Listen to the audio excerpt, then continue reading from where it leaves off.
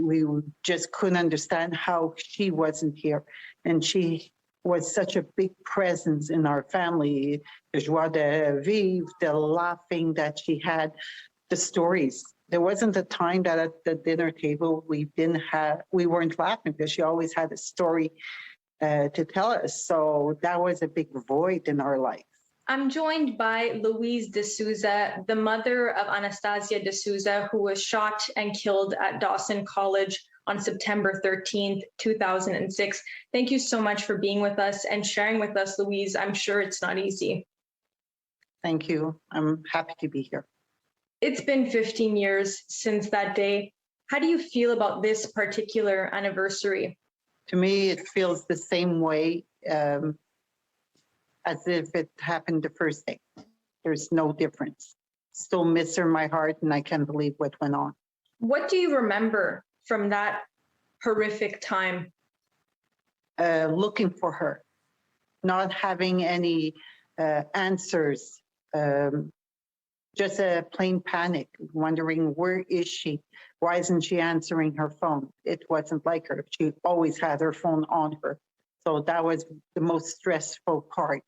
And as the day progressed, started having a bad feeling, a pit in my stomach, that something was really wrong here. Even though you had a feeling, you didn't truly know that it was your daughter, in fact, who was shot. No, I really didn't know, because on the media at the time, they were announcing that a young girl in her 20s was shot. So for me, anybody in the family, we said, well, okay, it's not her because she's 18. So they said a young lady in her 20s. So I was always pushing that aside. But as the day progressed, that's when I had a bad feeling by supper time that something was completely wrong, till we got the confirmation. It was about 9 o'clock at night that it was her.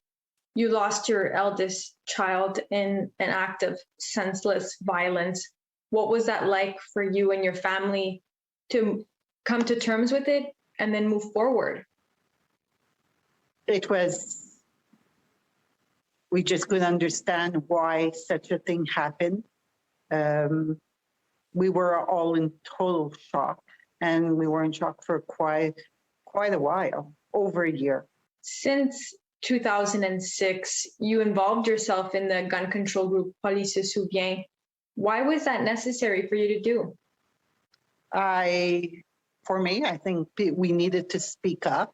We needed the government to change laws. First of all, I couldn't understand how come these type of weapons were accessible to people. Those weapons shouldn't have been legal. Nobody should have access to that. They're military-style weapons. They're meant to be used in war.